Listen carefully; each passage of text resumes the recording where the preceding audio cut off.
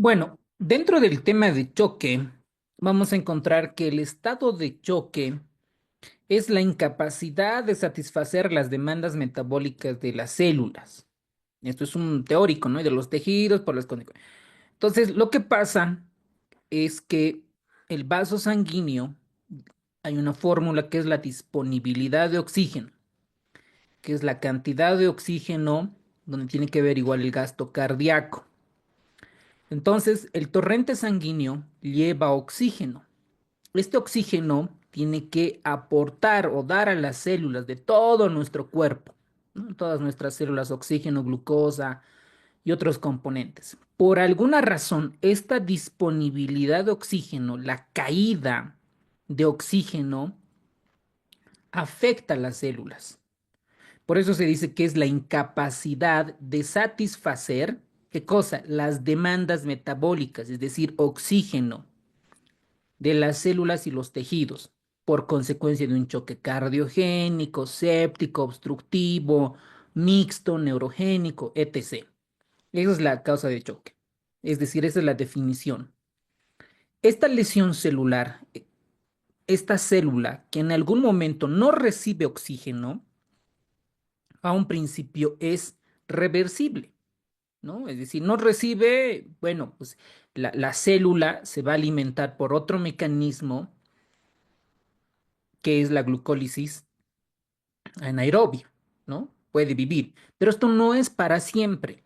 Y no he encontrado en ningún libro o en algún artículo científico la célula cuánto tiempo puede vivir sin oxígeno. Hay ciertas referencias, por ejemplo, para células del corazón, para las neuronas, pero en general no hay un tiempo, ¿no? Que diga 4 horas, 2 horas, 6 horas, no hay un dato exacto. Sabemos que esto es multifactorial. Entonces, esta célula, cuando no recibe oxígeno de manera constante, el organelo que más se daña es la mitocondria, porque la mitocondria es la que genera el ATP de manera resumida. Entonces, esta célula que está dañándose el organelo, la mitocondria, ya se vuelve irreversible. Por más que después de un tiempo nosotros le demos oxígeno, le demos glucosa, le subamos la presión arterial, por más hagamos lo que hagamos, la célula ya está dañada. Por eso cuando nosotros vemos en cuidados intensivos un paciente que está chocado, ha entrado con 30, 40, 50, 30, ha tenido un paro cardíaco más de 10 minutos, entonces y sobrevive, sabemos que ese paciente va a fallecer. Le decimos a la familia, señor, señora, su familiar tiene un paro cardíaco, ha estado mucho tiempo hipoperfundido y la célula está irreversible. Hagamos lo que hagamos, el paciente va a fallecer. Entonces, la investigación en todo este sentido nos ha ayudado a comprender las respuestas simpáticas neuroendocrinas del sistema cardiovascular para compensar la perfusión tisular. Entonces, cuando llega un paciente en estado de choque, lo primero es hacer el ABCD, ¿no? El ABCD, primero es asegurar la vía aérea, ver la respiración, la circulación, etc., para restaurar la perfusión tisular. Entonces, veamos un poquito el libro de Schwartz, habla un poco de antecedentes, ¿no? Y ahí viene el concepto de Claude Bernard, un científico, ¿no? Por sus años, uno de los mayores que ha aportado a la ciencia, donde decía, nuestro cuerpo entra en un equilibrio, en una homeostasis, entra. Para llegar a esta homeostasis, a este equilibrio de nuestro medio interno, el cuerpo se da maneras entre el cerebro, el corazón, el pulmón, riñón y todas las células de mantener un equilibrio. Cuando pasa algo externo, hace frío, ¿qué pasa con los vasos sanguíneos? Se vasodilatan, ¿no? Y tratan en algunos otros órganos vasoconstricción para evitar la pérdida de calor. Si un paciente está perdiendo mucha sangre, se activa el sistema adrenérgico, viendo el aumento de la frecuencia cardíaca. Entonces, trata del cuerpo de compensarse hasta cierto momento. Walter Cannon amplía el concepto de homeostasis. Dice que está relacionado con la supervivencia del organismo con su capacidad para mantener el equilibrio, ¿no? Entonces, este equilibrio es lo que nos ha mantenido durante bueno, durante siglos vivos al ser humano. Posteriormente, habla de que un paciente entra en un estado de choque, por alguna razón, esta disminución de oxígeno disminuye, entonces el cuerpo se defiende hasta cierto momento. Entonces lo que va a hacer en esta respuesta, esta disminución de oxígeno, es una respuesta de lucha o huida. Esta respuesta de lucha, ¿qué va a hacer? Activar el sistema adrenérgico y va a comenzar a sintetizar la adrenalina. Y la adrenalina es lo que hace, se pone taquicárdico, sudoroso, ansioso, como ven en el caso clínico. Y este científico, Cannon, en la Primera Guerra Mundial, ya ha visto alteraciones del sistema nervioso, por ejemplo, una neuropatía diabética autonómica, que puede causar vasodilatación e hipotensión. Y el choque secundario y la teoría del factor tóxico significa que es el descontrol de la permeabilidad capilar por un factor tóxico. Esto sobre todo relacionado al fenómeno de la sepsis. Entonces, un paciente que entra en un estado de choque se va a morir, ¿no? Si nosotros no actuamos de manera inmediata, se va a morir, ¿no? Hace un momento me llaman, ¿no? Un conocido, dice que el paciente está frío, ¿no? No puede respirar. Entonces, lo único que podemos hacer es decir, de inmediato llevar a un centro médico, porque cuanto más tiempo pase, se va a morir si no hacemos algo. Entonces, es importante reconocer a un paciente grave, un paciente crítico que se puede morir, porque eso impacta en la mortalidad. Ahora, este estado de choque, este estado de shock, esta hipoperfusión tisular, hay clasificaciones. Esto está fácil y lo dominan desde pregrado. Hay la clasificación del famoso Alfred Blalock. Este señor Alfred ha clasificado al choque hemorrágico relacionada con pérdida de volumen y no con factor tóxico como antes se lo creía. Y esta clasificación incluye la clásica, que son cuatro: el hipovolémico, el vasogénico, el neurogénico y el cardiogénico. Esto todo el mundo lo sabe, incluso las personas que no son del área de la salud. Y la clasificación actual moderna es la que se amplía a seis tipos: el hipovolémico, el vasodilatador, el neurogénico, el cardiogénico, el obstructivo y el traumático. Puede ser que esto en el examen nos pregunten, pero pues es importante conocerlo cómo se va clasificando. En este apartado de cirugía, en medicina interna, tienen que dominar choque séptico, ¿no? El manejo de sepsis, choque séptico refractario, disfunción multiorgánica, ¿verdad? Acá en cirugía tienen que dominar el manejo de un choque hemorrágico, que es lo que vamos a hacer, ¿ok? Sabemos que por choque séptico por medicina interna, sabemos que es una infección la que está provocando la respuesta inflamatoria sistémica. Y sabemos que lo primero que tenemos que hacer es evitar la hipotensión arterial. Por eso un paciente que ustedes ven en una urgencia, emergencia, lo primero es tomar signos vitales, ¿no? ¿Cómo está la presión arterial? ¿Cómo está el llenado capilar? ¿Cómo está el estado de conciencia? ¿Cómo está saturando? Entonces, si el paciente está hipotenso, jamás puedo mantener hipotenso porque las células están muriendo.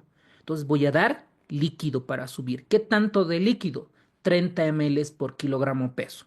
Y habíamos comentado, si un paciente en promedio pesa 70 kilogramos, unos 2000 ml de solución de Ringel lactato es lo que vamos a administrar, ¿no? Para aumentar la presión arterial. Ahora alguien dirá, pero doctor, no le puedo pasar 3000, 6000, 8000 litros. No, por eso hay una dosis, hay una dosis. No es que le diga, pásele 1000, pásele otros 3000. No, no, eso es ser chamanismo, ¿no? Todo menos ser médico. Un médico toma decisiones en el manejo en base a conocimiento, en base a libros y principalmente en base a medicina basada en la evidencia. Recuerden que la fisiopatología no siempre se correlaciona con la medicina basada en la evidencia. Entonces alguien dirá, pero doctor, ¿qué voy a hacer si no sube la presión arterial con 30 ml kilogramo peso? Noradrenalina o norepinefrina, ¿no? La noradrenalina viene de 4 y 8 miligramos la ampolla, entonces preparas, ¿no? 8 miligramos de noradrenalina en 100 o en 200 de solución fisiológica y puedes pasar por vía venosa. Pero doctor, yo he leído en los libros que solo tienen que pasar por catéter venoso central. No es cierto.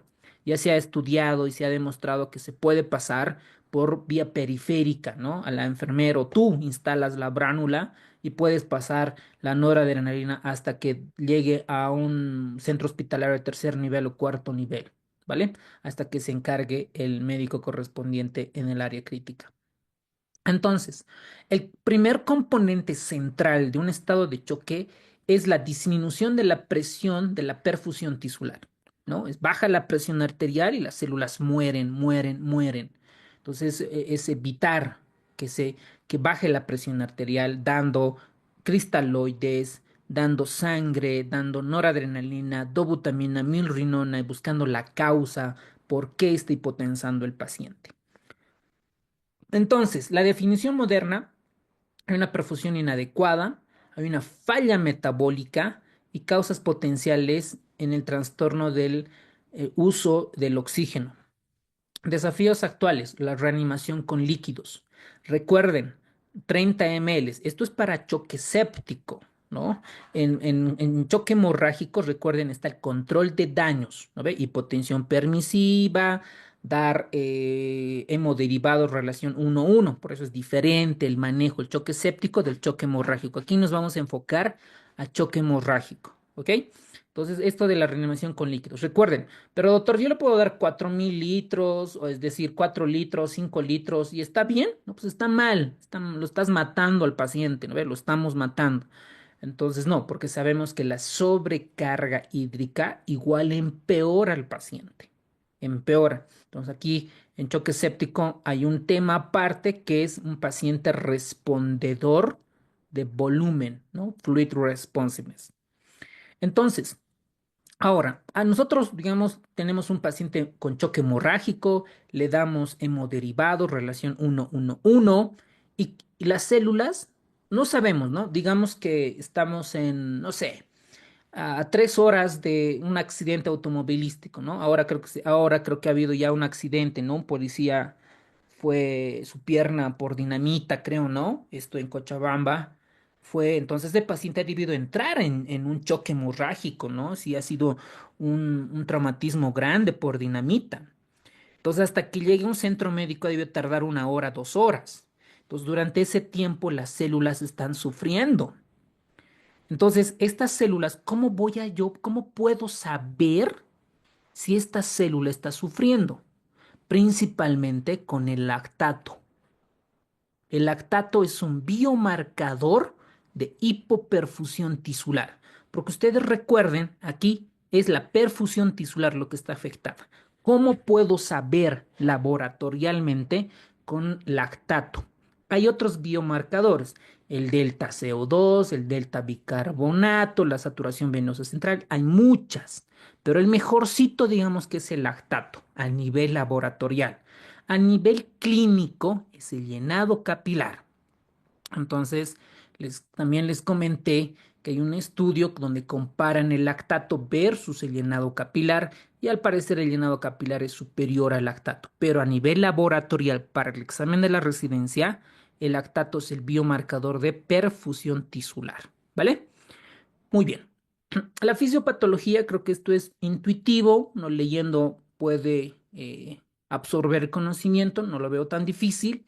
El punto es que hay una hipoperfusión tisular, a esto hay una respuesta de nuestro cuerpo para mantener la presión arterial, es decir, la perfusión tisular.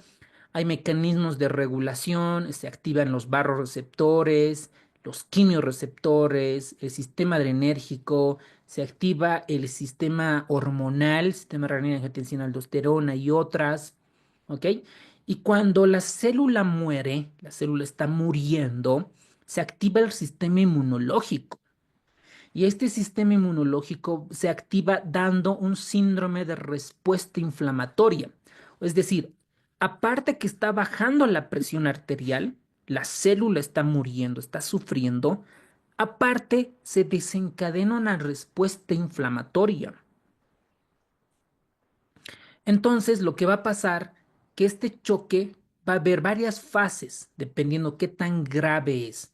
Tenemos un choque fase compensada, es decir, mantiene la presión arterial a costa de qué? A costa del aumento de la frecuencia cardíaca, del sistema neuroendocrino. Luego ya no puede el cuerpo, dice, ya no puedo mantener la presión, ya estoy con 150, 160 de cardíaca. Viene la fase de la descompensación. El paciente se pone frío, deja de orinar, está ansioso, ¿no? Ahí lo tenemos que detectar, incluso más antes. Siempre la taquicardia no es buena, ¿no? La taquicardia siempre se debe investigar por qué es. Ah,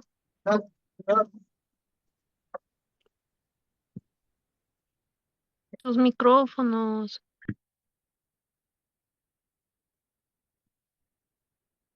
Wilber, estás con dos dispositivos, te van a eliminar. Luego no hay quejas, ¿eh?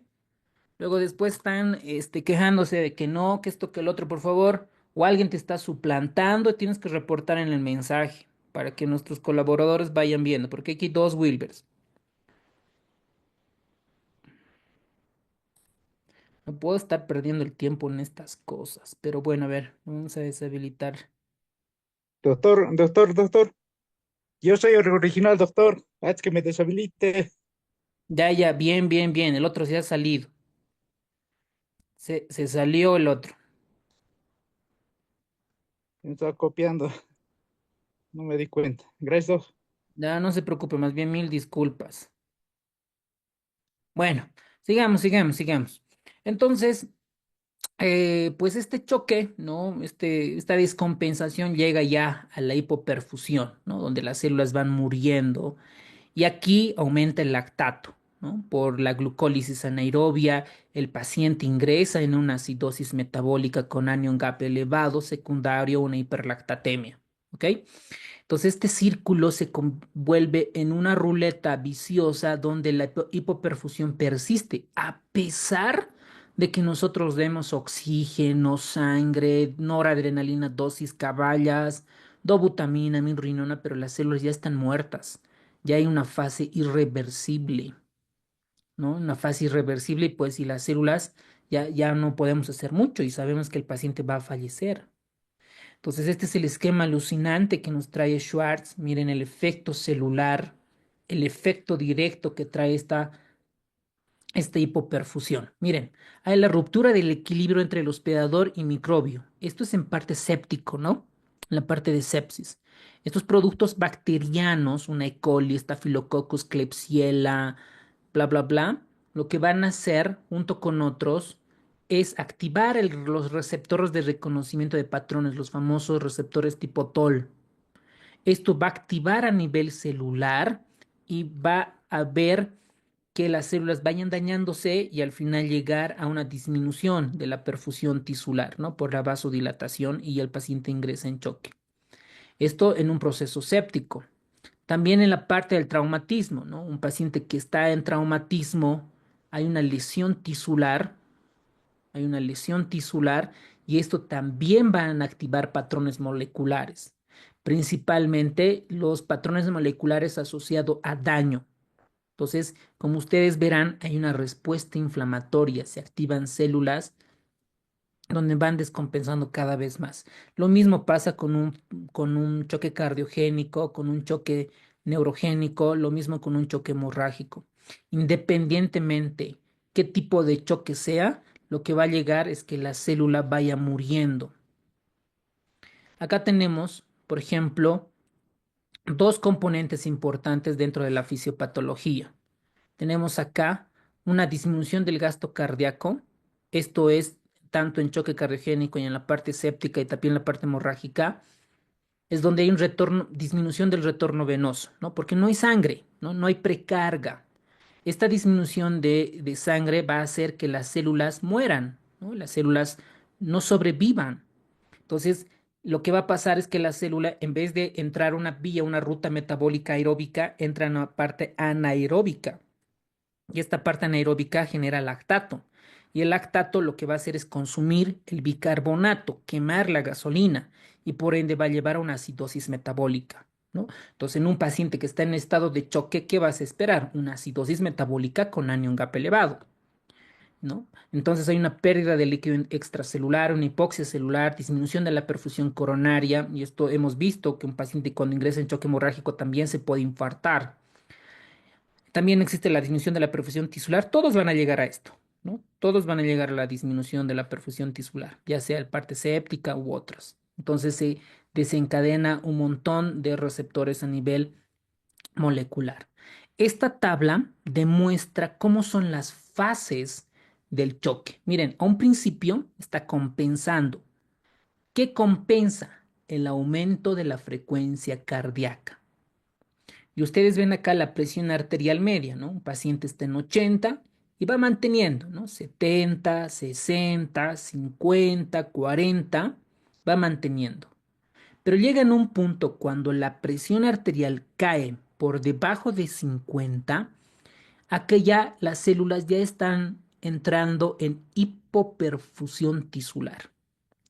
Lo que hace es que este modelo de choque hemorrágico, ¿no? En una rata que hicieron, ya se nota que la célula está sufriendo. Luego viene la fase descompensada, donde cada vez la célula ya no se alimenta del oxígeno de glucosa por la ruta metabólica aeróbica. Va a llegar en un punto, ¿no? Donde ya es fácil reversible y sabemos que este paciente va a llegar.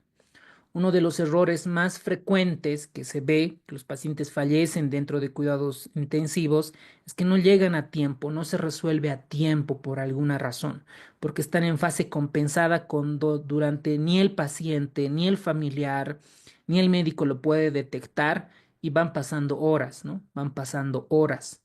Sería bonito tener, ¿no? Un paciente que está con taquicardia, está en sepsis, tenemos tanto tiempo, ¿no? Esto es un poquito multifactorial. Entonces, la hipoperfusión persistente produce trastornos hemodinámicos y un colapso cardiovascular y llega a una fase irreversible. Y lamentablemente hay mucha gente que cuando ya llega a terapia intensiva, un paciente grave, ya sabemos que este está en la fase irreversible, hagamos lo que hagamos, no va a salir, ¿no? Por eso a veces nuestra letalidad es alta en las unidades de cuidados intensivos. Por eso es importante reconocer y actuar de manera inmediata. Bueno, ahora, cuando un paciente está perdiendo sangre por alguna razón, el cuerpo se defiende y una de ellas es activa el sistema neuroendocrino, el sistema renina-angiotensina, aldosterona, etcétera. No vamos a profundizar porque esto ya es más de hipertensión arterial, ¿no? Donde todo el sistema hemos explicado claramente. Si lo desean, pueden volver a ver la clase que está en la plataforma, que es desde el 1 de noviembre con seguridad ya va a estar, o pues probablemente incluso ya esté mucho más antes, ¿no? Si lo logramos. Entonces, bueno, eso es la respuesta, ¿no? Entonces, acá la causa más probable del paciente está en choque hemorrágico. Ahí nadie puede fallar, ¿no? Un paciente con trauma, hipotenso, taquicárdico, choque hemorrágico. Nadie puede pensar en choque séptico porque no ha hecho fiebre y demás. ¿Cuál es el objetivo principal? Controlar la fuente de hemorragia. Y ahí interviene el cirujano, el neurocirujano, vascular, el torácico, bla, bla, bla, ¿no? Todas las subespecialidades de la cirugía. ¿Cuál es la mejor intervención en un paciente que se encuentra líquido libre, ¿no? El paciente está hipotenso, ¿no? Miren, está hipotenso. Tienes líquido libre en abdomen por ecografía, tienen que entrar a la parotomía exploratoria, ¿no? Para ver cuál es el órgano dañado y todo pues va a resolver ahí el cirujano, ¿ok? ¿Cuál es el marcador más útil? Dice, para valorar la respuesta a la resucitación. Por ejemplo, cuando doy clases a diplomados en la parte de urgencias, si les pregunta, ¿no? Respuesta de resucitación, muchos piensan que es compresiones, ¿no? Dar compresiones a un paciente, es resucitar, no. En la parte de shock, resucitación, nosotros denominamos a que un paciente se está con hipotensión arterial, tratar de normalizarlo, ya sea con cristaloides, ya sea con noradrenalina, ya sea con dobuta, ya sea reperfundiendo el corazón, resolviendo neumotórax a resolviendo la hipertensión intraabdominal, cualquier maniobra que trate que aumente la presión arterial, a eso es resucitación. Entonces, para ver si mi manejo es adecuado, es correcto, ¿no ve? Y mi manejo es adecuado, estoy bien con los cristaloides, estoy con la noradrenalina. Entonces, ¿cómo voy a valorar si mi camino está bien, lo que estoy haciendo, nivel de lactato? ¿Ok? Si ha entrado un paciente con 4, ¿no? Digamos que hoy estamos de turno en un hospital, ¿no? Estamos de turno y el paciente ayer ha ingresado con un lactato de 8, ¿no? Anoche, digamos, un traumatismo cráneoencefálico, un lactato de 8. Y ahora le tomamos una gasometría y está el lactato de 4. Decimos bien, ¿no? Está disminuyendo el lactato, las células están por glucólisis aerobia, ¿no? Tenemos chance de que el paciente sobreviva. Pero ¿qué pasa si ayer estaba con lactato de 4 y ahora le tomamos un lactato y está en 10? Sabemos que el paciente no está yendo bien, se va a morir. ¿Por qué? Porque no hemos resuelto el choque hemorrágico, no hemos resuelto el infarto agudo de miocardio, no hemos resuelto la arritmia, el neumotórax, el hemotórax, whatever, ¿no es cierto? Entonces, ese es el biomarcador que nos ayuda a ver la respuesta a la resucitación. ¿Es lo único? No, hay otras variables más, ¿no? Pero desde el punto de vista de la cirugía es esta, ¿ok? Hay 44 personas que quieren entrar a la clase, me permiten un ratito, porque luego se van a quejar y luego van a decir, bla, bla, bla. Pues lo ideal es que entren a tiempo, ¿no? Ahora, hay otros, Naida Pacheco, Santiago, Mar Ramos, tienen que identificarse, por favor. Hay uno que está con iPhone, Gina, tienen que identificarse porque luego se están quejando. Luego se están quejando. Vuelvo a repetir, no son ya muchas veces repitiendo, tienen que identificarse. Y las ratas, por favor, salir de la clase. Los van a perjudicar a sus compañeros. Nos están perjudicando, me están perjudicando. Muy bien, entonces, ¿cuál es el propósito principal de la resucitación? Mejorar la oxigenación tisular, ¿no? Ese es el objetivo. Y cuando un paciente hipotensa, nuestro cuerpo se trata de defender hasta donde se puede, hasta donde puede, ¿no? Se activa el sistema adrenérgico, los vasoreceptores, quimiorreceptores, el sistema hormonal cardiovascular. Muy bien. La respuesta, ¿no? ¿Cómo vamos a tratar de mantener la perfusión, sobre todo al cerebro y al corazón, con vasoconstricción periférica? Por eso el paciente está frío, porque está en vasoconstricción. El cuerpo dice, necesito sangre, necesito plasma. Entonces trata de apretar, ¿no? Los vasos sanguíneos para llevarle al corazón, al cerebro, lo más que pueda. Por eso el paciente está frío, el llenado capilar está retardado. Y las señales aferentes, todo lo que hemos visto en la parte de fisiología, reflejando la activación del sistema adrenérgico, vasoreceptores, quimiorreceptores. Las vías eferentes, ¿no? Está la compensación cardiovascular, esto aumentando la frecuencia cardíaca. La redistribución del flujo sanguíneo, donde no importa que esté frío mi brazo, mis piernas, pero yo tengo que darle sangre al cerebro, al corazón, ¿no? Y obviamente va a disminuir la sangre en los intestinos, en los riñones y en la piel. Por eso, ¿cómo vemos al paciente que está en estado de choque frío, ¿no? El llenado de capilar aumentado. ¿Cómo están los riñones? La creatinina va aumentando, va disminuyendo la diuresis, va entrando en lesión renal aguda, posteriormente necrosis tubular aguda. ¿Cómo está el intestino? No tenemos un biomarcador como tal, pero sabemos que está sufriendo. Incluso es uno de los primeros órganos que sufre cuando un paciente va perdiendo sangre y va activándose la adrenalina, la noradrenalina y otros.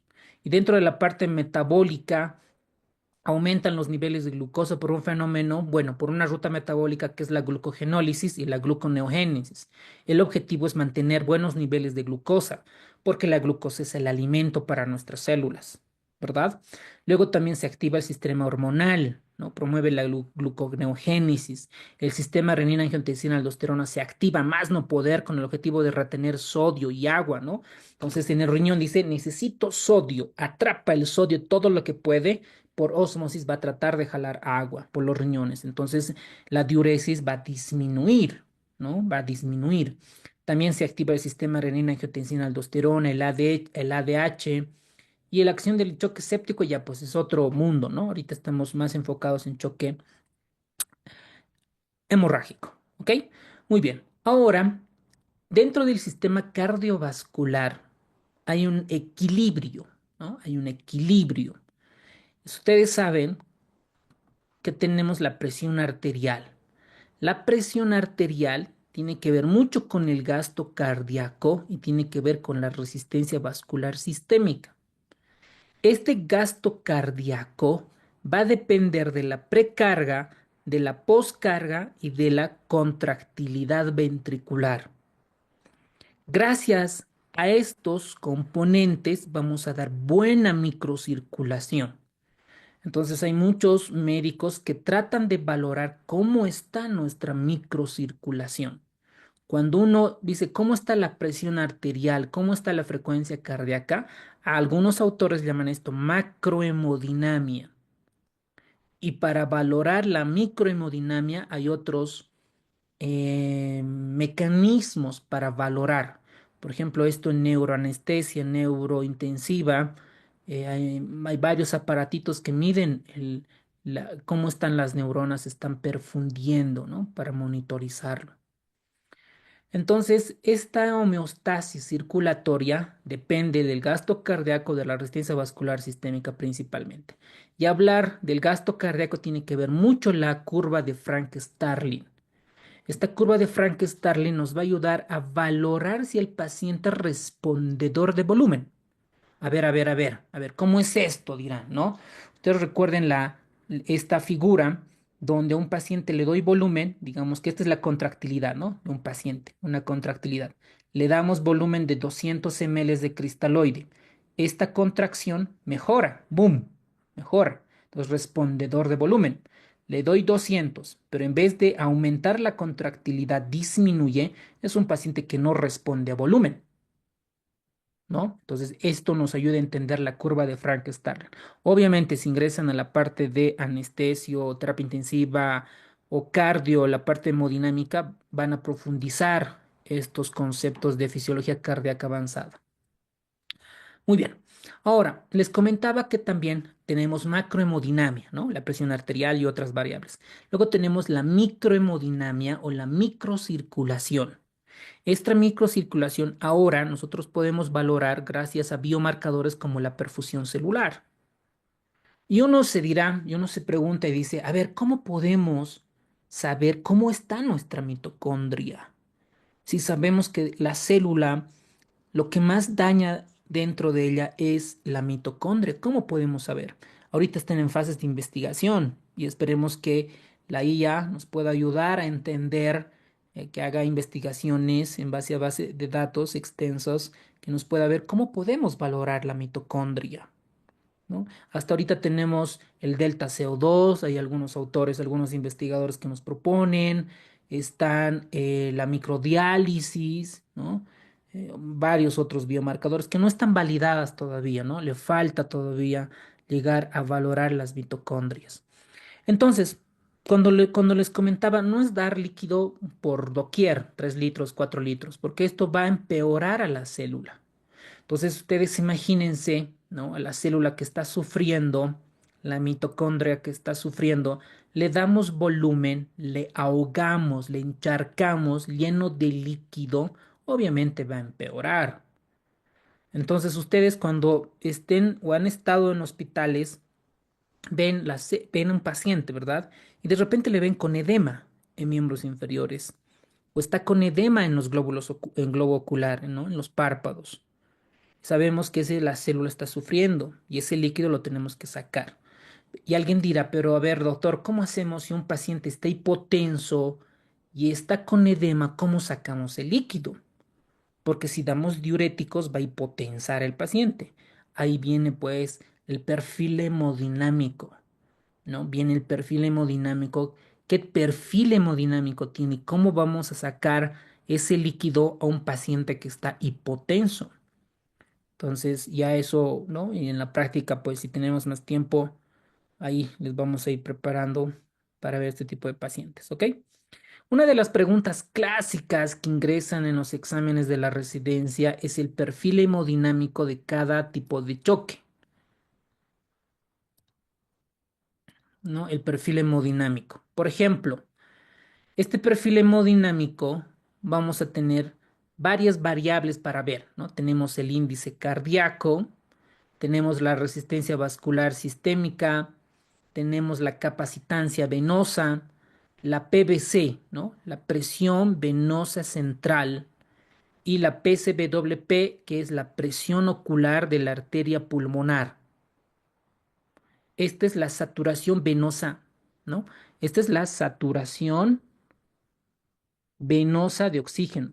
Es otra, cuidado se confundan con la saturación venosa mixta de oxígeno, es otra esa. ¿Ok? Entonces, esto no es necesario que memoricen. Lo que suelen preguntar de este cuadro es qué tipo de perfil o qué tipo de choque, clásica pregunta, tiene un gasto cardíaco elevado, ¿no? Clásica pregunta, gasto cardíaco elevado. Y el único es el distributivo en su fase hiperdinámica, ¿no? El séptico. Miren, el índice cardíaco, el gasto cardíaco está elevado, porque en las todas está disminuida, miren, disminuida, disminuida, disminuida. ¿Por qué en un choque hipovolémico está disminuido el gasto cardíaco? ¿Por qué? Porque disminuye la precarga, el volumen, ¿no? Disminuye la precarga. Por eso el gasto cardíaco está bajo. Cuidado, ¿no? En el examen, algún estudiante del diplomado decía, pero a ver, ¿qué tipo de choque tiene un gasto cardíaco bajo? Decía cardiogénico. Sí, está bien, es donde más el gasto cardiogénico. Y decía, pues nada más, ¿no? El hipovolémico también tiene un gasto cardíaco alto porque disminuye la precarga. Para mantener un buen gasto cardíaco se debe optimizar la precarga, ¿no es cierto? Eso con relación al perfil hemodinámico. Ahora, vean la resistencia vascular sistémica. Vean, en el choque hipovolémico, la resistencia vascular sistémica está elevada, ¿ok? Porque el fenómeno es la vasoconstricción. Ok, permíteme un ratito, están llamando.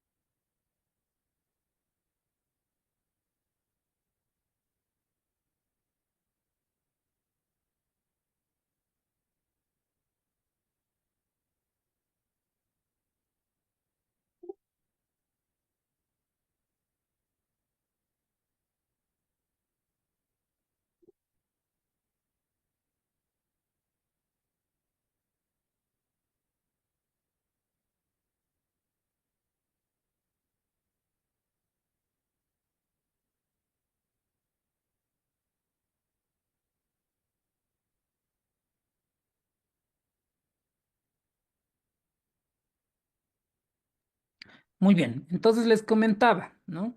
El choque hipovolémico tiene resistencia vascular aumentada. La capacitancia venosa está disminuida porque está perdiendo sangre. Y obviamente la presión venosa central y la presión de oclusión de la arteria pulmonar están disminuidas. Todas están disminuidas.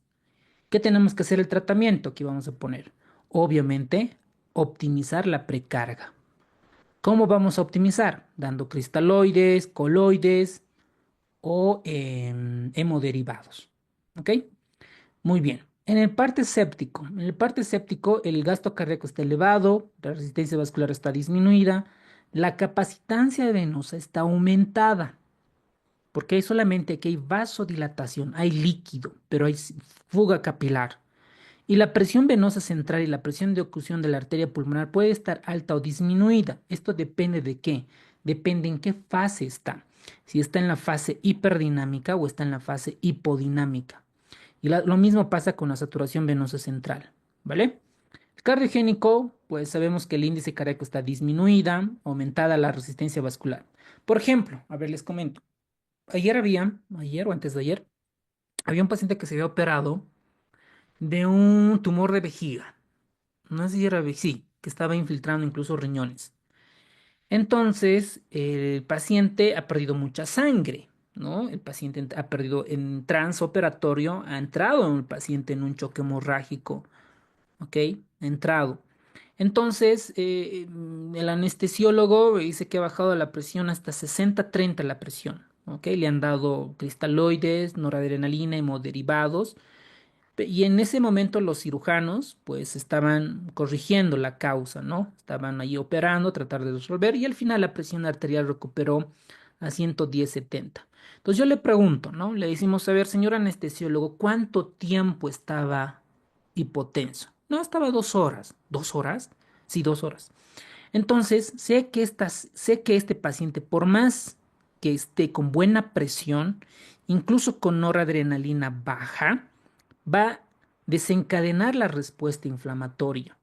Incluso en cirugías cardíacas entran estos casos en vasoplegia.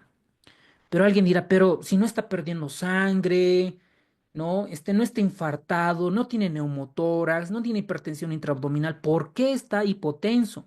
Porque está en vasoplegia. Porque las células, recuerden, cuando hipotensa, no es lo que solo es hipoperfusión, sino que se libera respuesta inflamatoria. Esta respuesta inflamatoria es tan severa que puede llegar a vasoplegia.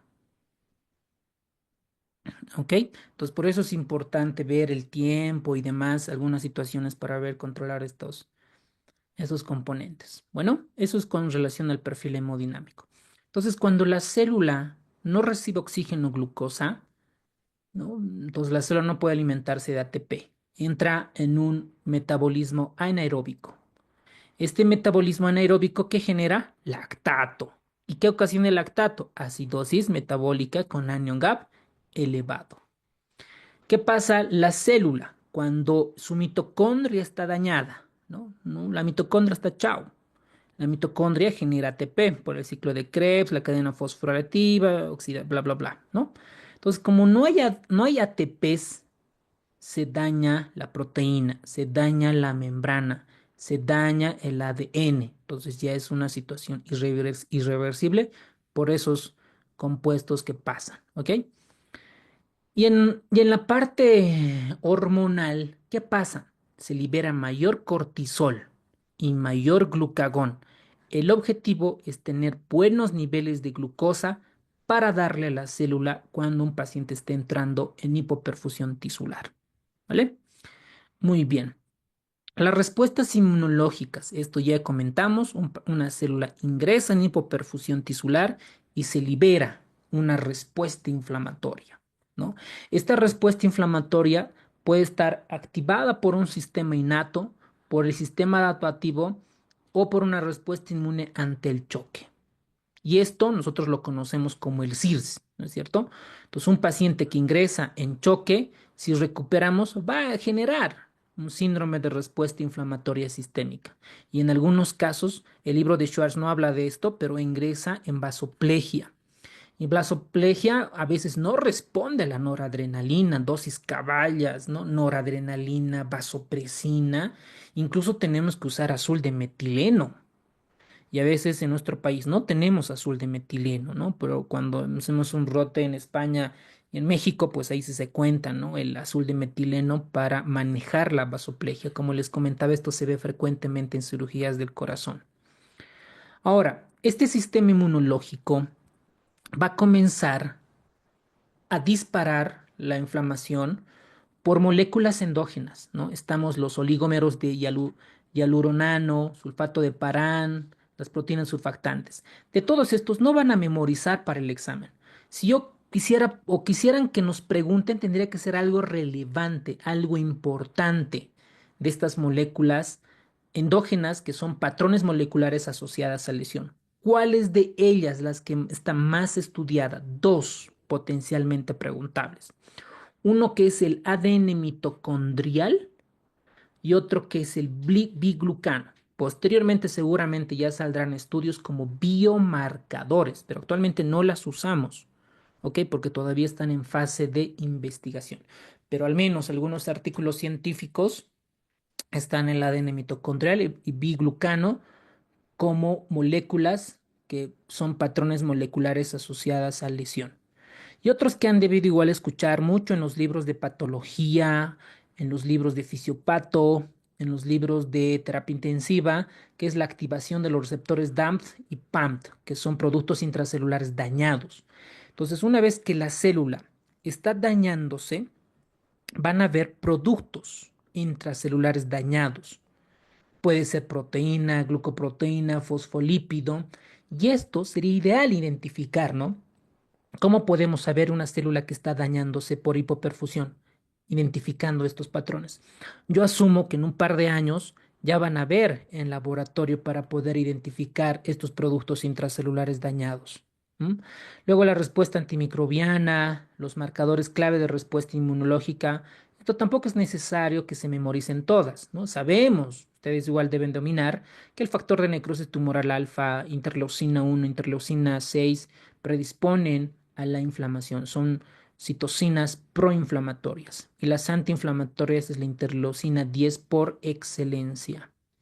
Aquí tenemos esto ya es un modelo de sepsis, ¿no? Un modelo de sepsis donde tiene que ver productos, bacterias, activación del sistema de complementos, neutrófilos, quimiosinas, mayor vasodilatación, proinflamación, etc, etc, etc. ¿Ok? Muy bien. Ahora veamos la parte de mediadores inflamatorios. Tenemos mediadores proinflamatorios que no solamente pasa en sepsis, también en otros tipos de choque, como en el cardiogénico o en el hemorrágico, ¿no? De todos estos, ¿cuáles van a aprender? ¿Cuáles creen que es el más importante? La interleucina 6. La interleucina 6, ¿ok? Esto ya llevamos en medicina interna. ¿Qué anticuerpo tenemos contra la interleucina 6? A ver, ¿alguien recuerda de medicina interna? Infliximab.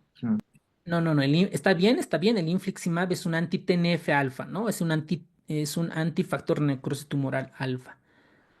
Estás por ahí, pero ¿cuál es el anti-interleucina 6? A ver, Rituximab no, el rituximab es el anti-CD20. de 20. Eso, el anti-CD20. Otra. Les voy a dar otro dato más. Eso, doctora, más fuerte, muy bien. Tocilizumab. Tocilizumab, ¿no? Eso, Para el COVID se bien. daba, ¿no?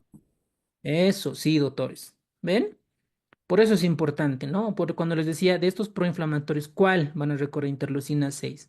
¿Por qué? Porque ya se han creado anticuerpos, medicamentos biológicos contra ciertos tipos de interleucina.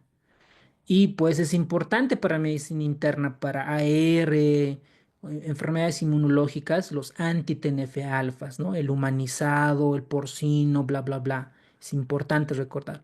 Para acá, a modo de recordar, es el tocilizumab, ¿no? El tocilizumab es contra la interleucina 6. Son sustancias proinflamatorias. Dentro de los antiinflamatorios, su mayor representante es la interleucina 10. ¿Ok? La 10. Muy bien, doctores. Formas de choque. Está facilito esto, ¿ok? Paciente 28 años, accidente automovilístico, 80-50, taquicárdico, no responde. Miren, no responde adecuadamente a la reanimación inicial. Cuidado, se estén imaginando compresión. No, aquí es reanimación inicial, es decir, con cristaloides, con líquidos. Y se sospecha hemorragia interna, dice debido a una fractura pélvica. Un paciente que tiene politrauma tiene que entrar a tomografía, ¿no? Body scan, todo el cuerpo, ¿no? El equipo médico decide llevarlo rápidamente al quirófano. ¿Por qué? Porque está hipotenso y están sospechando fractura pélvica. Inmediato, entra la emergencia, directo a quirófano para controlar hemorragia. ¿Y ustedes creen que pasa en nuestro medio así? Jamás. Bueno, ojalá estuviera pasando y ojalá estuviera equivocado. ¿Cuál es el siguiente paso más adecuado en el manejo de este paciente? O sea, ojo que ya está con reanimación de cristaloides. Pueden contestar en el chat, por favor. 20 segundos por pregunta.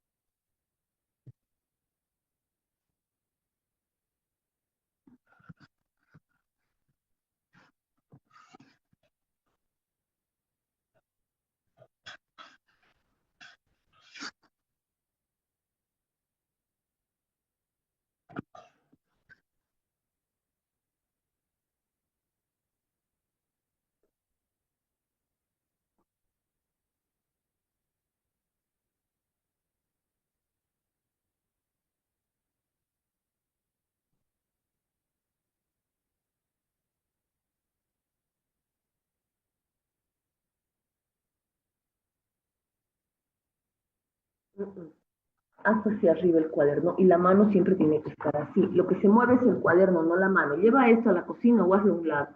Date el espacio, Ignacio, de trabajar bien.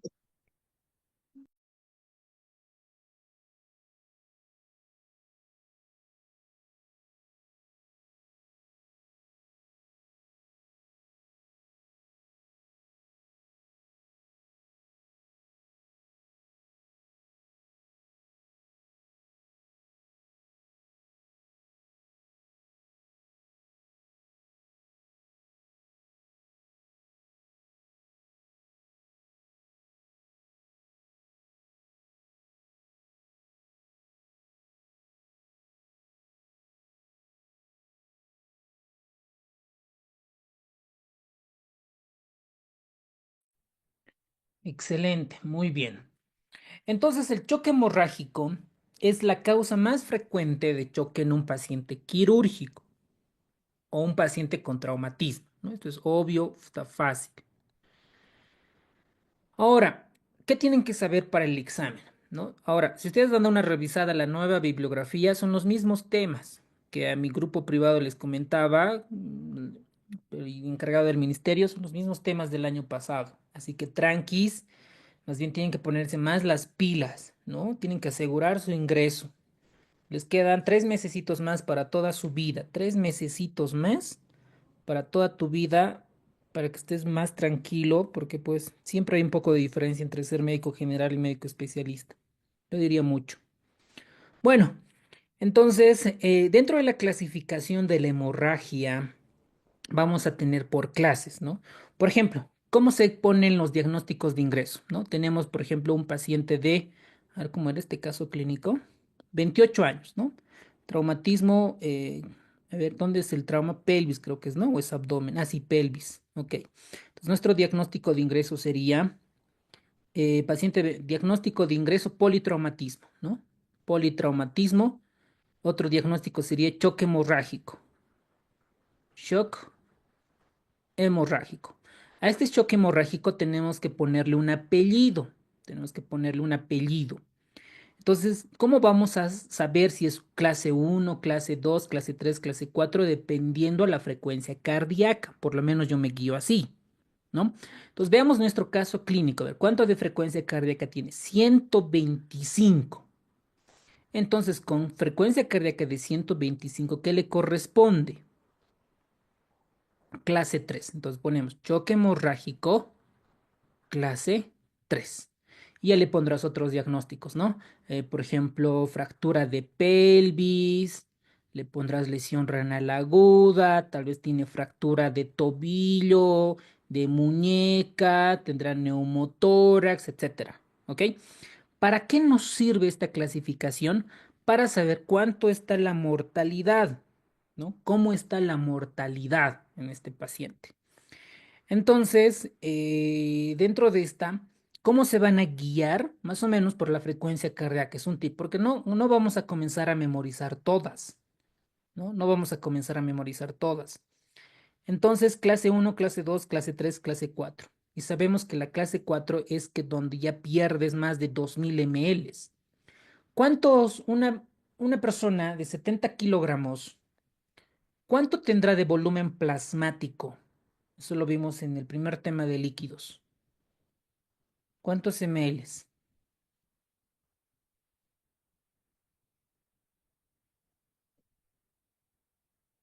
¿Mm?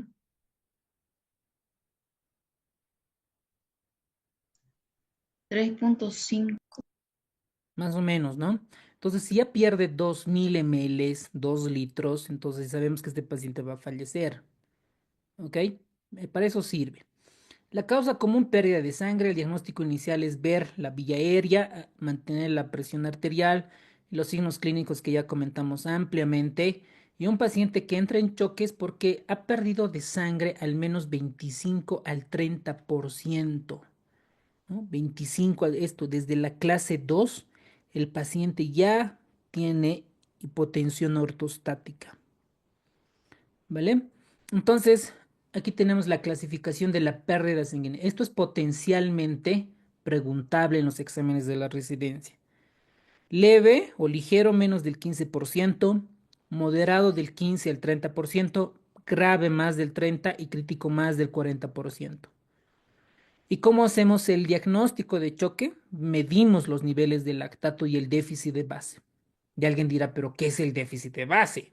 Nosotros, una gasometría, les van a mostrar el pH, les van a mostrar el CO2, el bicarbonato, el lactato y el déficit de base, que normalmente así están en los reportes de gasometría. El déficit de base también nos va a mostrar hipoperfusión tisular, ¿no? Qué tan grave está. Incluso en algunas guías de práctica clínica, el déficit de base es una variable para reponer bicarbonato, para reponer bicarbonato. Entonces ahí tenemos el diagnóstico, el tratamiento. Y el tratamiento es reponer, ¿no? Controlar la hemorragia y comenzar a dar hemoderivados. Y esto es pregunta de examen. ¿En qué consiste la reanimación de control de daños o con control de daños? Hipotensión permisiva, presión arterial entre 80 y 90 y uso de hemoderivados, ¿no?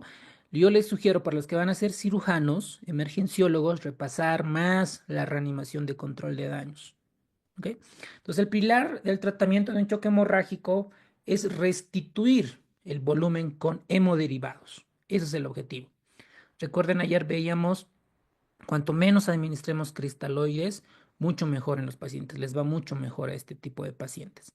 Aquí nosotros vemos cuando un paciente ingresa por traumatismos a un hospital, recordemos que tenemos un tipo de coagulopatía, ¿no?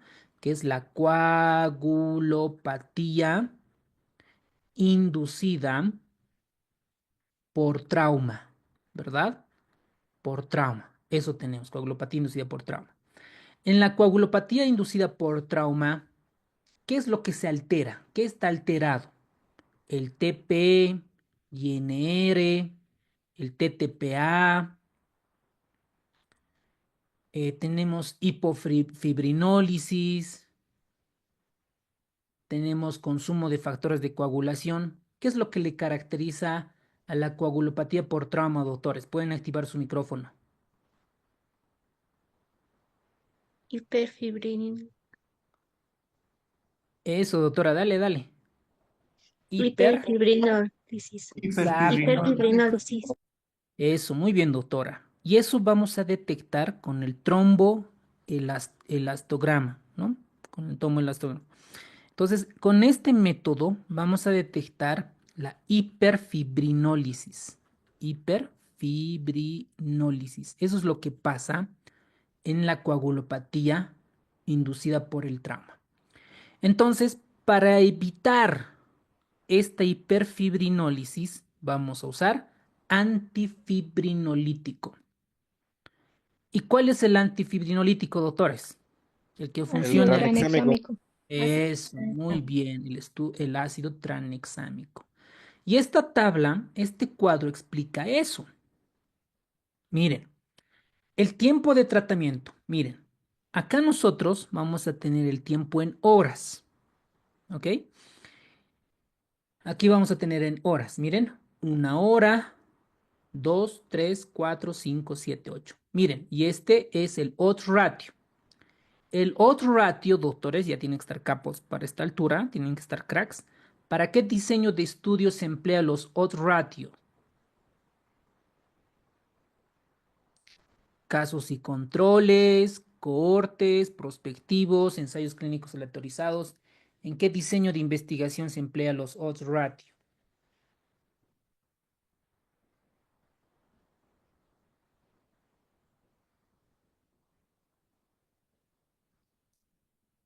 Ya pues, doctores. Porque para que el Schwartz nos muestre este dibujo, este esquema, ¿de qué tipo de investigación nos está hablando?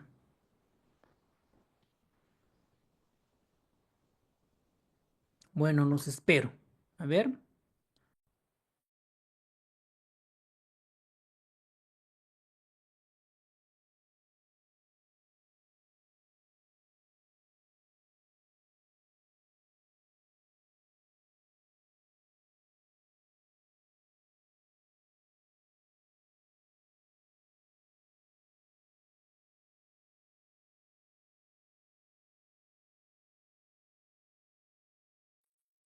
Para casos y controles. Bien, doctora. Se van a acordar, odds ratio, ¿no ven? Odds ratio para estudios observacionales analíticos van a ser retrospectivos. Ratio. ¿Qué tipo de diseño observacional es retrospectivo? Los casos y controles. ¿No es cierto? Como dice la doctora. Pero también se suelen utilizar en otro tipo de ensayos. Por ejemplo, miren, vamos a preguntarle a ver qué tanto nos responde la Sol, que es mi asistente personal, soportada con inteligencia artificial. Sol, ¿estás allí? Sí, aquí estoy. ¿En qué puedo ayudarte hoy? A ver, tenemos en la parte de bioestadística el odds ratio, el riesgo relativo. Los odds ratio, ¿para qué tipo de investigación se utilizan o se aplican? El odds ratio se utiliza principalmente en estudios de casos y controles. Es una medida de asociación que compara la probabilidad de exposición a un factor de riesgo entre los casos, individuos con esa enfermedad, y los controles, individuos sin la enfermedad. Es especialmente útil en estudios donde la enfermedad es rara o cuando se quiere investigar enfermedades con largos periodos de latencia. Excelente. ¿Y el riesgo relativo, los RR, para qué tipo de investigación se utiliza o se aplica? El riesgo relativo, RR, se utiliza principalmente en estudios de cohorte. Estos estudios siguen a un grupo de individuos a lo largo del tiempo para comparar la incidencia de una enfermedad entre los expuestos y los no expuestos a un factor de riesgo. El RR te dice cuántas veces es más probable que ocurra un evento en el grupo expuesto en comparación con el grupo no expuesto. Es útil para entender la relación entre la exposición y la enfermedad. Excelente, gracias. Listo. Felicidades, doctor, ¿no? Toda la razón, ¿no? Entonces, retrospectivo, casos y controles, ¿no? Para estudios cortes, prospectivos, riesgo relativo, ¿ok? Para estudios observacionales analíticos. Entonces, ¿qué vamos a interpretar de este cuadro? Miren, a los pacientes que se les administraba el ácido tranexámico antes de las 2, 3 horas, su otro ratio está entre 0,5 a 1. ¿No es cierto? Cuando pasa el tiempo de 3, 4 horas, 5 horas, 6 horas, 7 horas, el ácido tranexámico ya no funciona. Por eso es importante, cuanto más antes se administre el ácido tranexámico, les va mucho mejor a los pacientes por este fenómeno de la hiperfibrinólisis. Entonces, ¿qué dice la teoría? Los datos apoyan el uso de agentes antifibrinolíticos en pacientes con traumatismos hemorrágicos. ¿Cuál? ¿El ácido aminocaproico? No, es el ácido tranexámico. Y hay un estudio bien famoso, ¿no? Un ensayo clínico aleatorizado que es el estudio CRASH-2, donde a un grupo de personas, a un grupo de pacientes, no se les administra ácido tranexámico y al otro grupo de pacientes sí se les administra ácido tranexámico temprano. Entonces, los que han recibido ácido tranexámico temprano son los que mueren menos, disminuyen la mortalidad. Y gracias a este estudio CRASH-2, en todo el mundo, ya se puede, bueno, ya se utiliza, ¿no? Ya está indicado en nuestras guías. Por ejemplo, estos estudios que reportan en el New England, JAMA, Nature y otros medicamentos que salen, pues es importante reconocer la empresa, pues sobre todo para la inversión en la bolsa de valores, ¿no? Que ya es otro tema. Entonces, el tratamiento temprano, miren, en 3 horas, dice. Miren, esto es posible pregunta de examen. Si yo quisiera aplazar, quisiera que entren solo los mejores, solo los que están estudiando profundamente, esto preguntaría, porque es importante. No es lo mismo administrar a la 1, 2, 3 horas que a las 6 horas. Miren, por eso acá este es el punto de corte que llega al 1, ¿no? Nuestro otro ratio, al 1. Entonces, el ácido tranexámico debería administrarse tempranamente, antes de las 3 horas. Supongo que fisiopatológicamente para evitar mayor hiperfibrinólisis, ¿no? De los pacientes con traumatismo que reduce mortalidad. Bien, lo bonito que es, ¿no? La parte de la investigación ayuda a entender muchas cosas. Antiguamente se sabía la triada, ¿no? La triada de la muerte. Clásica pregunta en ATLS, cuando pasa cirugía, rotas emergencias, en el internado, en el R1, en el R2. Cuando ustedes sean ya R2 o R1, pues van a preguntar, ¿no? Tienen que saber sus estudiantes. ¿Cuál es la triada de la muerte? Hipotermia. Entonces, ¿qué vamos a hacer? Si vamos a administrar cristaloides o sangre, pues que sean tibios, ¿no? Que sean tibios y que el paciente esté con una frazada. Esto sobre todo para el occidente, porque hace mucho frío y la hipotermia empeora la coagulopatía. Otro es la acidemia. Pregunta para ustedes, ¿con cuánto de pH está indicado administrar bicarbonato de sodio en un paciente con choque hemorrágico? ¿Qué dice el libro de Schwartz? Y la otra es la coagulopatía, ¿no? Que es esencial para el tratamiento de pacientes con choque hemorrágico. Acá vamos a hacer con el ácido tranexámico, ¿no? Esto nos va a ayudar a ver. Para aquí, hipotermia, pues con frazadas, con cristaloides tibios, hemoderivados tibios, ¿no? Con eso vamos a contrarrestar la tríada de la muerte. La acidemia, con bicarbonato de sodio. La pregunta es con cuánto de pH está indicado o qué criterios se toma para administrar bicarbonato de sodio. A ver.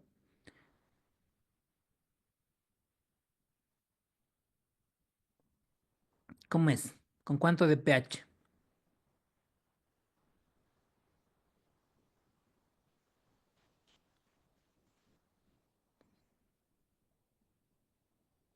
Ya pues, doctores, está en el libro de Schwartz e incluso está en los flashcards que les he pasado, está ahí como una pregunta y respuesta. ¿Ves? No han leído, pues, no han leído. Luego cuando salga la nota del examen, reprobado, no ha alcanzado la nota. Luego están ahí los que no ingresan, están llorando, pero ustedes van a ingresar, ¿no ven?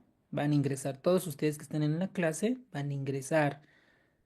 La mente tiene mucho poder, ¿no? Tienen que entrar, mentalizarse que van a entrar en el primer lugar, en el primer lugar, en el primer lugar, en el primer lugar.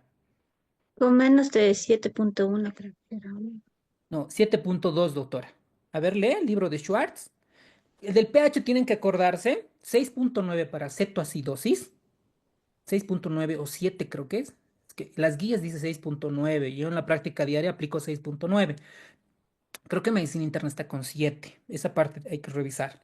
Pero en Schwartz dice 7.2, ¿no? Con pH menos de 7.2 está indicado administrar bicarbonato de sodio, ¿ok? Si me confundo, ya les debo el lado a todos, pero es 7.2. Eso es posible pregunta de examen y es un dato relevante e importante, ¿ok? Lo que dice Himbert en menos de 6.9 es esto en cetoacidosis, ¿no ve? Medicina interna. Muy bien, Himbert.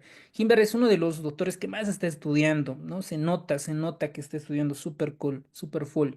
Muy bien, excelente. Entonces con eso vamos a contrarrestar, ¿vale? Muy bien, la reanimación con líquidos y hemoderivados. Aquí tenemos cristaloides, solución hipertónica, transfusión balanceada. Aquí la relación 1-1-1, ¿no? Es la clave. Y el ácido tranexámico. Antes de las cuantas horas después del traumatismo, vamos a administrar ácido tranexámico. Antes de las 3 horas. Eso, muy bien, antes de las 3 horas, ¿ok? Ese dato igual es importante. Monitoreo de la coagulopatía. ¿Cómo voy a monitorizar? Con tromboelastografía. ¿Tenemos nuestro medio? No. Ustedes van a entrar de R1, pues tienen que exigir a su jefe de servicio, a la parte administrativa, que compren un tromboelastografía.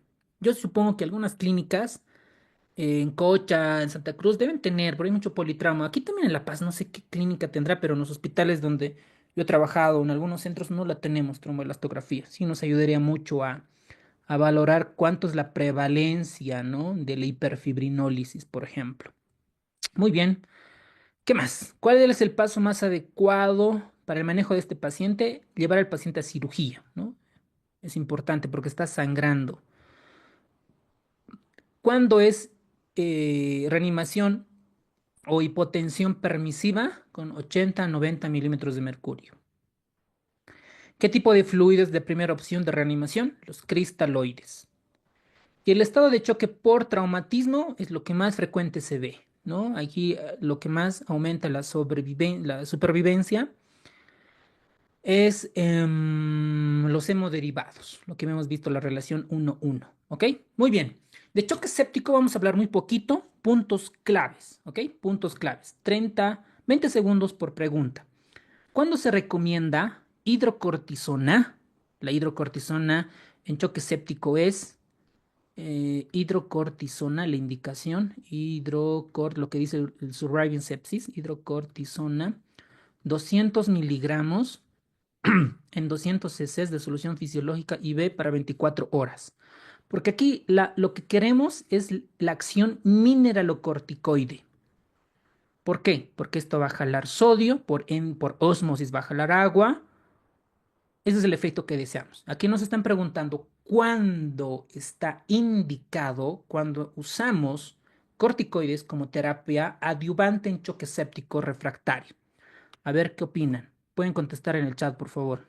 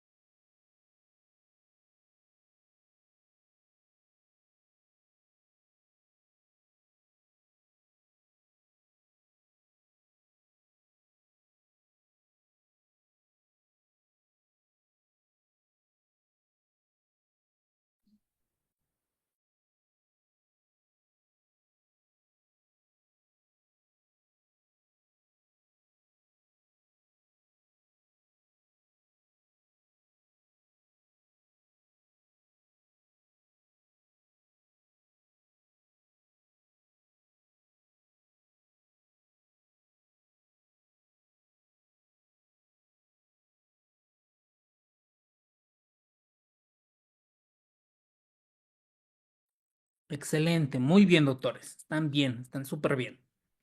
El choque séptico es por una infección, ¿no? Ya sea en el cerebro, sería un choque séptico foco sistema nervioso central, por ejemplo, ya sea por una encefalitis o por una meningitis, choque séptico foco pulmonar por una neumonía, choque séptico foco abdominal que pasa en cirugía por una colangitis, pancreatitis, peritonitis secundaria a una perforación intestinal, gástrica, choque séptico a foco urinario, una pielonefritis, un choque séptico a foco de infección de partes blandas, una mionecrosis, ¿no? Todas estas cosas llevan a choque séptico y básicamente es una vasodilatación que es local a un principio, ¿no? Y luego que se hace sistémico, ¿no? Cuando yo explico a los familiares, le digo, señora, pues tiene una pielonefritis, ¿no? Una infección en los riñones.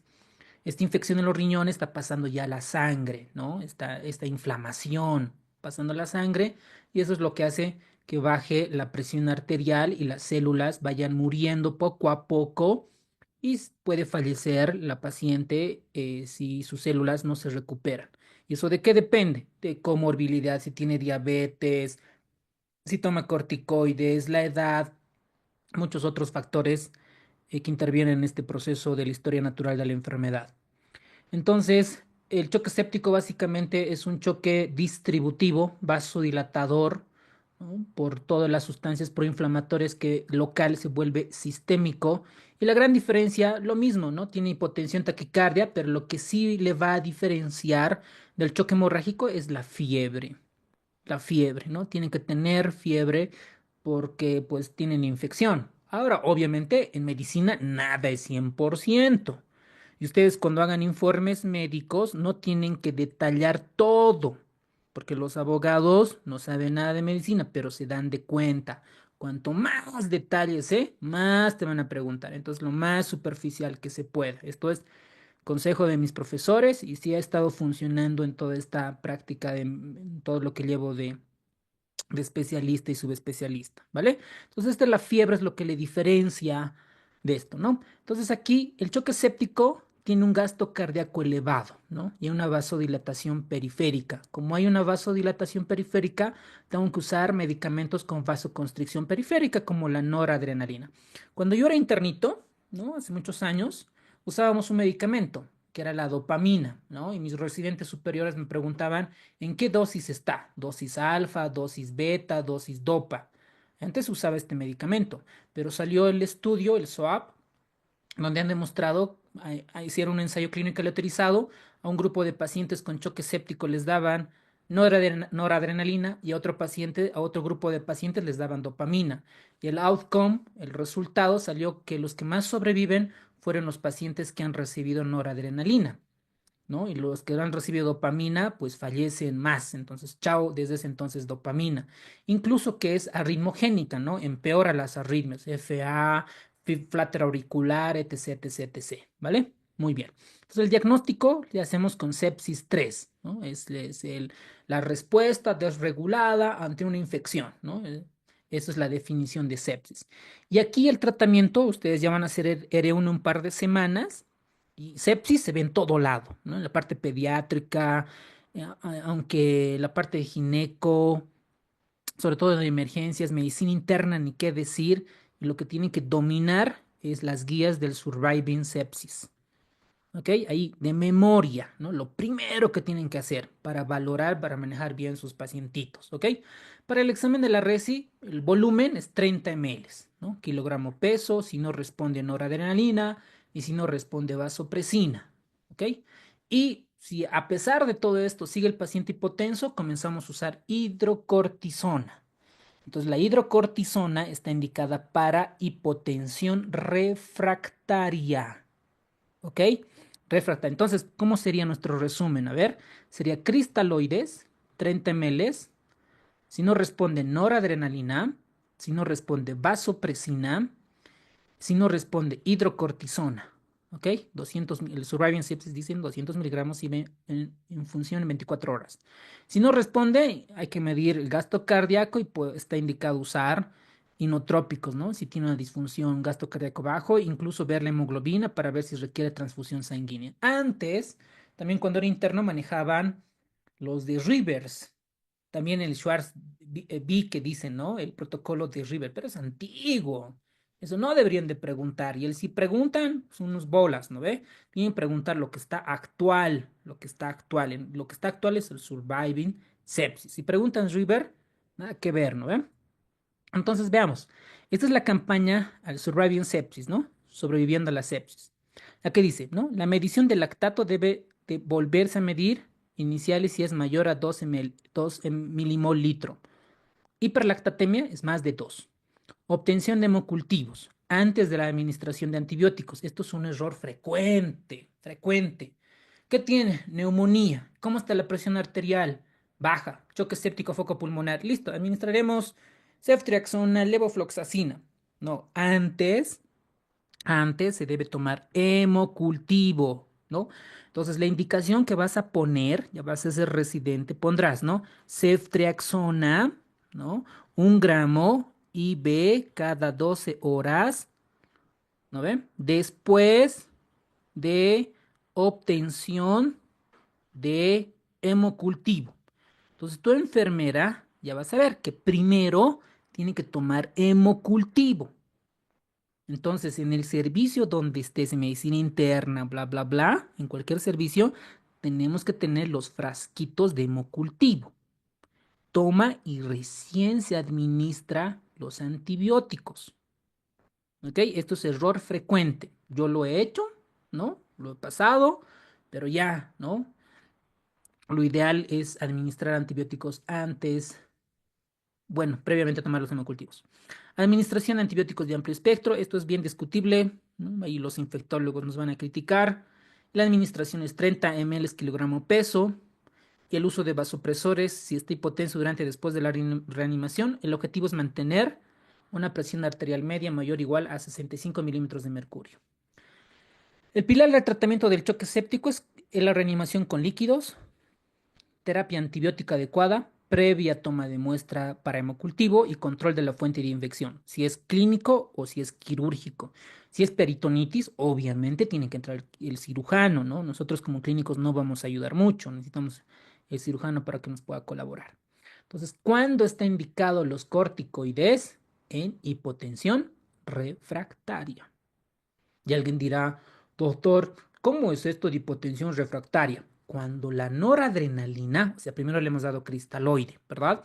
Le damos noradrenalina y si la dosis supera 0.20 microgramos kilogramo minuto, ya se considera hipotensión refractaria. Algunos libros van a encontrar con 20-22, 20-25, aquí no se ponen de acuerdo, pero ya con 0.20 la podemos catalogar que es hipotensión refractaria y ahí administramos hidrocortisona, ¿ok? 200 miligramos. Excelente. ¿Cuál de las siguientes opciones se incluye como estrategia de inmunomodulación experimental? La antiendotoxina. Hay muchos. Hay un profesor a nivel internacional en sepsis que te vienen a escuchar, que es Jean-Claude Vincent. No sé si estoy pronunciando bien. Vincent, que es de Bélgica. Ha hecho muchos ensayos clínicos aleatorizados con factor de necrosis tumoral alfa, con antiendotoxinas. Ahora está con los receptores de con productos dañados intracelulares, ¿verdad? Que habíamos comentado. Hay muchos ensayos que están saliendo con choque séptico, pero hasta ahorita ninguno hay beneficio. Supongo que en algún momento algo siempre saldrá. Y en la parte, en choque séptico ahorita mucho está enfocado en inmunomodulación. Porque ¿qué es la sepsis? Es la respuesta desregulada, ¿de quién? Del sistema inmunológico. Entonces aquí hay mucha, ¿no? Mucha investigación, ¿vale?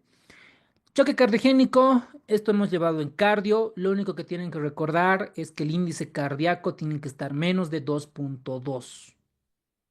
¿No? Este dato no pueden olvidarse para el examen. Causas, montón. Cada causa es un tema de cardio. Para todos los que van a ser cardiólogos, ahí van a tener 3 a 4 años para estudiar cada patología de estas.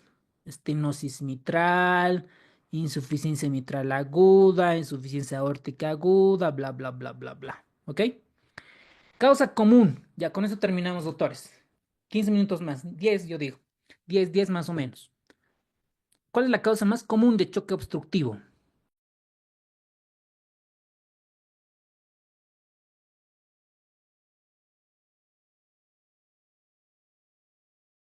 Hay una pregunta de la doctora Rebeca. Dice, disculpe, hidrocortisona 200 miligramos diluido en 100. Sí, puede ser en 100, en 200, en 300. No pasa nada. El objetivo es que sean 200 miligramos. En la práctica lo que hacemos es 200, pero hay otros colegas que lo hacen en 100 para 24 horas. ¿Mm? Bien, bien, doctora Rebeca. Está bien. Ok, muy bien. Esta pregunta está fácil, ¿no? ¿Qué causa más común de choque obstructivo? ¿Cuál es el principal efecto hemodinámico de un taponamiento cardíaco?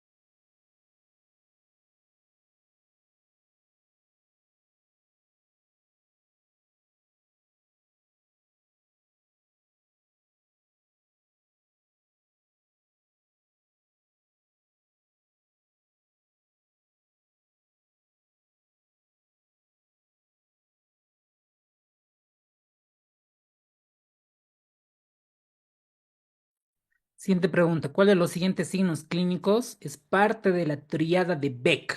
Bonita pregunta. Clásica pregunta de los exámenes de la residencia.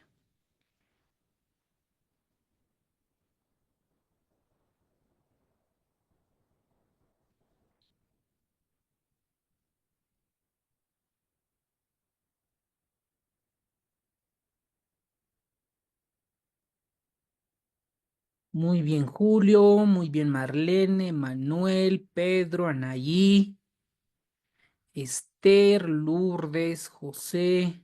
Perfecto. Muy bien. El choque obstructivo. ¿Qué tenemos que saber del choque obstructivo? Por alguna razón, al corazón lo aplastan, ¿no? Y al aplastarle impide el retorno venoso, ¿no? Digamos, vamos a imaginar el corazón, lo aplastan al corazón y no dejan, ¿no? No hace que llegue la sangre, el retorno venoso.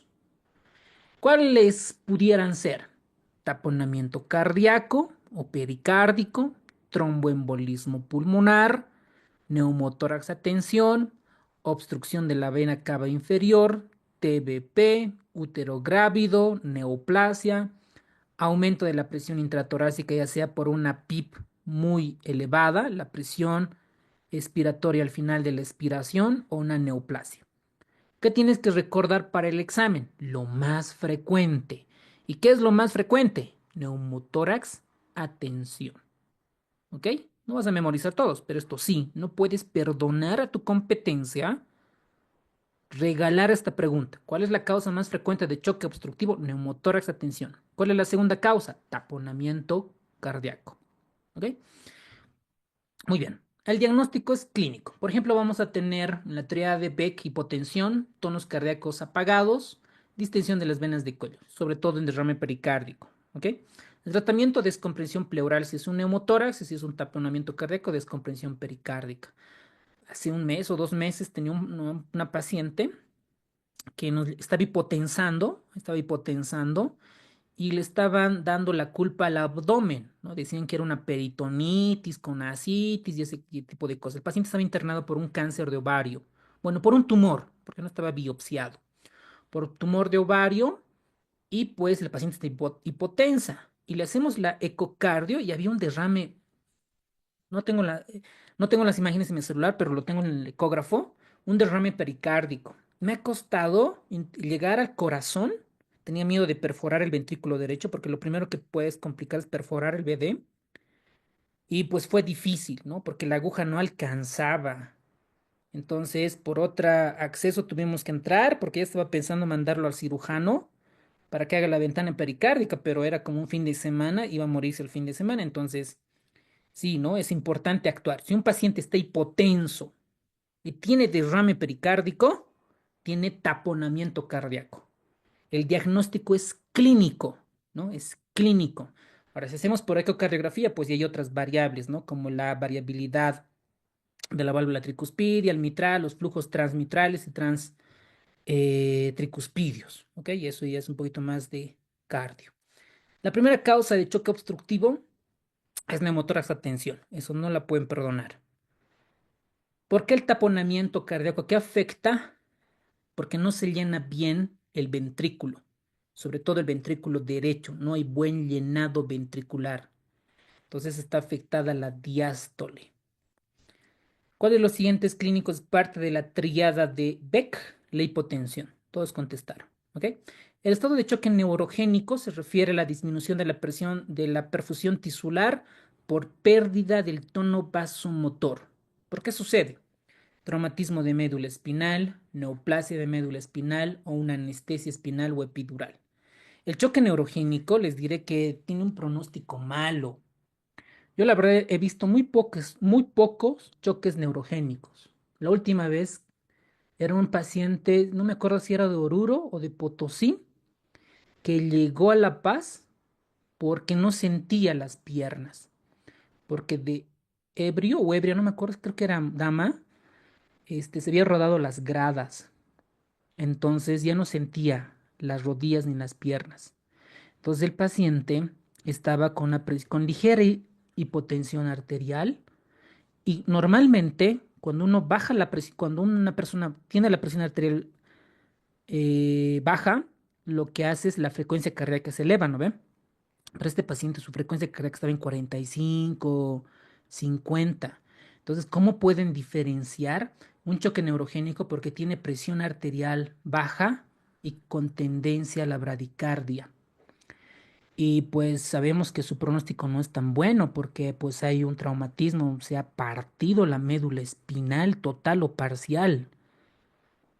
Entonces estaba internado en neurocirugía con todas sus máquinas, ¿no ve? Para jalar la médula espinal.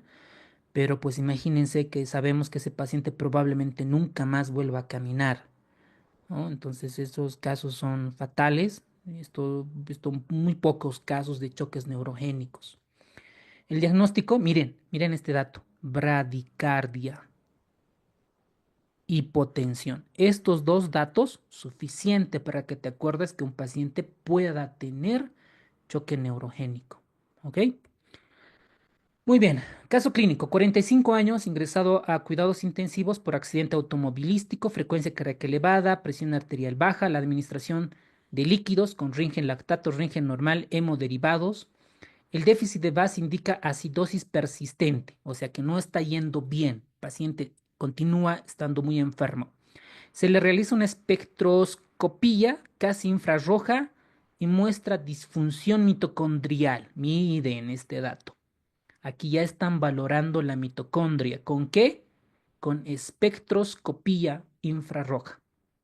Esto lo hacen a nivel sublingual o en la mucosa gástrica.